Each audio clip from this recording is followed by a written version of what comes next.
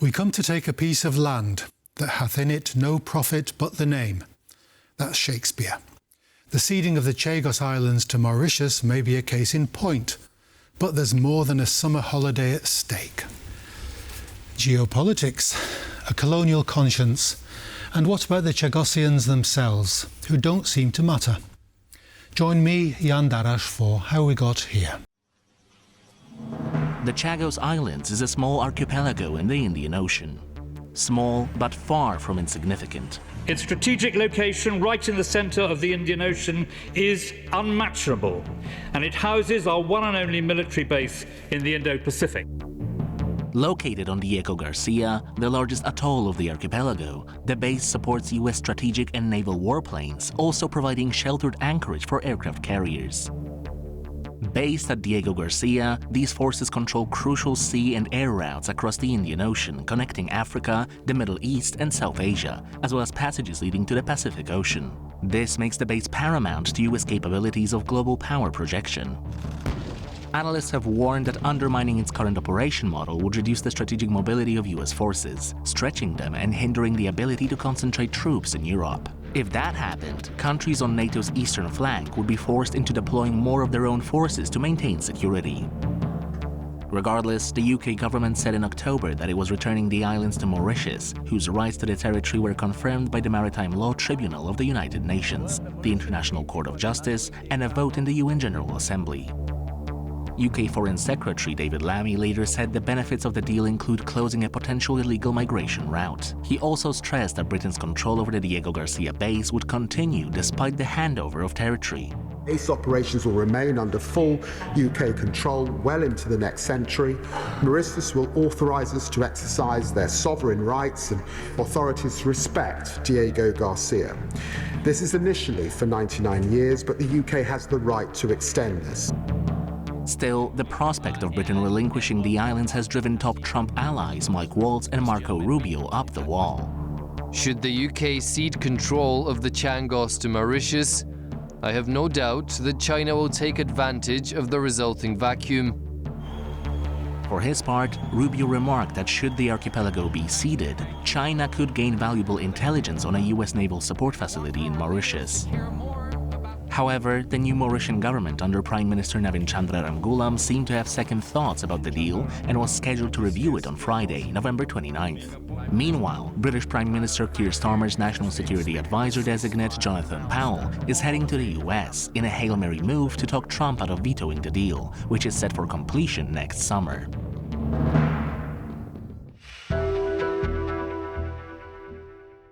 Our guest today is Dr. Przemysław Biskup. He's an analyst at the Polish Institute of International Affairs here in Warsaw. Welcome to the programme. Good morning. What's the status now of the Chagos, Mauritius, and the implications that it has for British power? The Chagos have been just given to Mauritius. What are the likely things to happen on a diplomatic level? Well, let's start with Chagos Islands, and the biggest of them is Diego Garcia, where the famous or infamous U.S. and British military base is located. 1970s. They form what in legal parlance is known as the British Indian Ocean Territory. So it's a separate entity within the system of British statehood. Officially it's an autonomous overseas territory. But what makes it stand out is that that territory doesn't have any permanent population, because the original population of the islands was relocated from them already in 1960s, 1970s to two places, to Mauritius and to the great extent also to Britain itself. Mauritius today is obviously a sovereign country in Africa, and historically it used to be a British colony, and that British colony was administering another British possession, which is the Chagos Islands, and that's the basic link between one and the other. Chagos Islands were separated as a separate colony. We call it today the British Indian Ocean Territory already in 1960s with financial compensation to the colony of Mauritius. And independent Mauritius has never been in charge of the Chagos Islands. But almost immediately after gaining the independence, they started legal proceedings, international legal proceedings, to get the sovereignty over that piece of territory. It's worth also mentioning that there is a distance of around 2,000 kilometers between Mauritius and the Chagos Islands. It's not a close proximity. But it's obviously a very strategic place, almost in the centre of the Indian Ocean, and it's probably one of the most coveted pieces of real estate in that area. Yes, absolutely. The islands themselves, they don't have significant economic meaning at the moment, although they could have, because we have to realize that there are huge and very fertile fishing grounds around. But they are a kind of prime strategic military location, which enables, with the use of present-day military technology, to basically control almost the whole of the Indian Ocean. So who's likely to build the base in the Chagos? Well, that really that really depends on who will be in possession of Chagos Islands in 10 years. You mentioned a political deal between the new British government under Keir Starmer and the previous Mauritian government. There was a general election in Mauritius a few days ago, so we have now a new government. But that political agreement hasn't transferred the sovereignty over the islands yet. So that transfer is pending on concluding an international treaty. And what we can also say safely now is that the incoming American administration of Mr. Trump is not particularly happy about that treaty to be concluded. What is the ceding of these Chagos Islands to Mauritius? Was that an administrative exercise? Could Britain afford it? I'm thinking, or is it part of the continuation of restricting or diminishing British resources bases east of Suez since the 1950s? Is it part of a long process? I would say that from the point of view of the party and people who govern Britain at the moment, that would be the latter. However, from the point of view of relationship with the American allies, and also the geostrategic general context, for example, huge interest in those islands and the bases there, expressed by both China and India, that's probably rather like the first thing, and it was, in that respect, it was very badly executed. So basically, the deal was concluded. Very surprising. During the quite a long period of adjournment of the House of Commons. There was very little preparation for that in the infosphere. Britain has been undergoing a very lively election campaign not very long time ago, only in July, and there was basically no argument about that in that period. And the most important thing, that neither the MPs nor the general public in Britain nor the Chagosians themselves, they were really consulted on the issue. So it is highly controversial.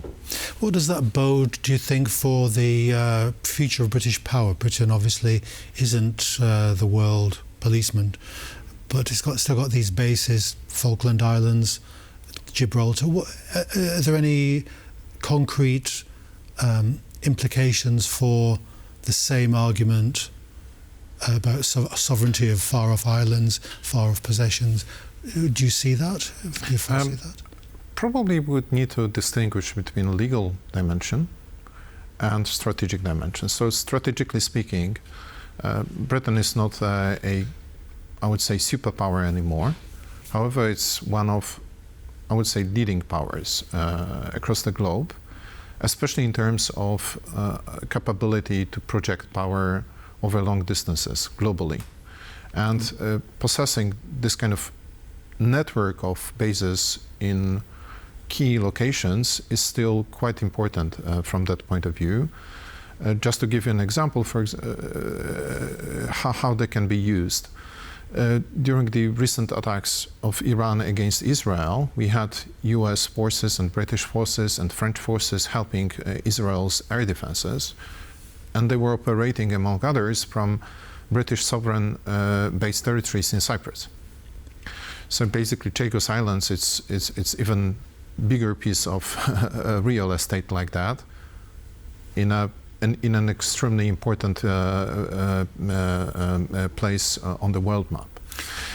However, legally speaking, decision to cede those islands to Mauritius without consulting the what you could call a local population directly undermines the British legal argumentation concerning keeping Gibraltar and Falkland Islands. And from that point of view, I think it's not really a particularly good move. Are you comfortable with the idea as a geostrategist? You've got this base here in the Indian Ocean. That was a mistake ever to give up, wasn't it? Just in purely geostrategic terms.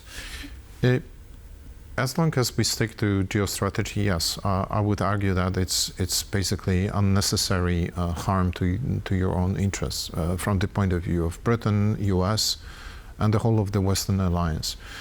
From the point of view of strategic interests of countries like Poland, the whole issue is very important for two reasons, basically. First of all, because it has capability to directly impact strategic mobility of especially American but also British forces between the Mediterranean/European theater of operations and the Indo-Pacific. So if you want to transfer tactical aviation or smaller ships, being able to refuel and maybe repair some minor damages in that base is really crucial.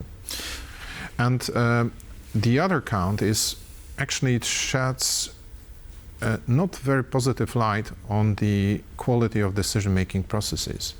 The decision to cede the sovereignty over the islands, no matter what you think about that idea itself, it would seem to be grave enough in its consequences to attract a serious decision-making process, and in that case, it is clearly lacking. Was it more in the British viewpoint? Was it more to placate their colonization, decolonization, their colonial consciences? Yeah, I think that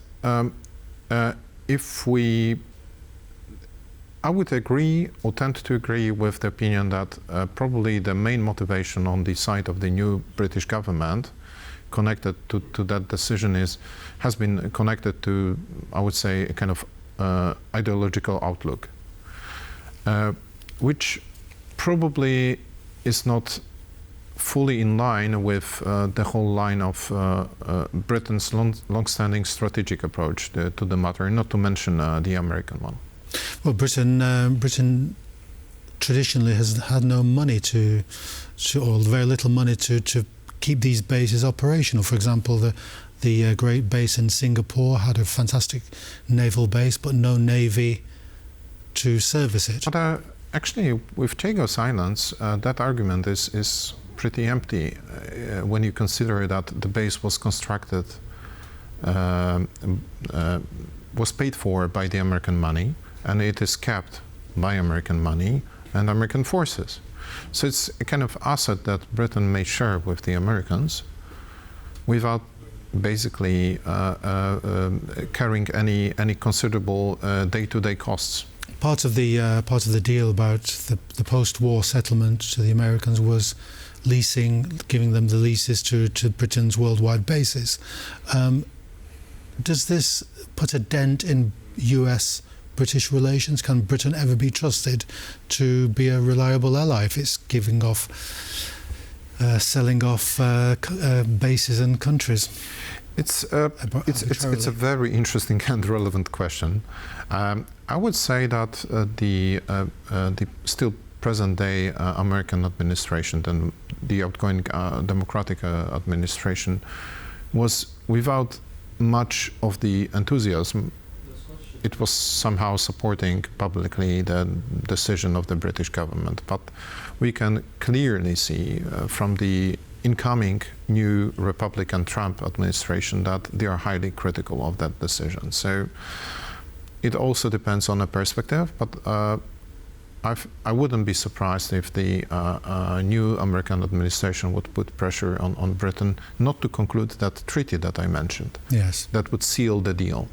Are there any other, last question to you, Dr. Biskup, are there any outstanding quasi-legal claims to other people's territories, other countries' territories? The Falklands, for example, Gibraltar, places in Europe? Well, obviously, I'm sure that this Cyprus government would be happy to have the sovereign British-based territories return to the administration. However, I don't see that happening particularly soon. Those bases are in a very active use, and they help to control a lot of military space around Middle East and Eastern Mediterranean. Probably the most questionables are at the moment Gibraltar and the Falkland Islands, especially Gibraltar. Gibraltar's status is quite difficult under the new post-Brexit settlement. We still have negotiations concerning the procedures for border crossing, and we have to remember that basically, economically speaking, or lifestyle speaking, Gibraltar has merged over the years with immediate Spanish neighborhoods. So basically having their so-called hard land border would be extremely disruptive. I suppose it just shows that you can only get rid of the base that you have once. Dr. Biskup, thank you very much for coming onto the programme. Thank you. That's all we have time for today. Join us again next time for How We Got Here.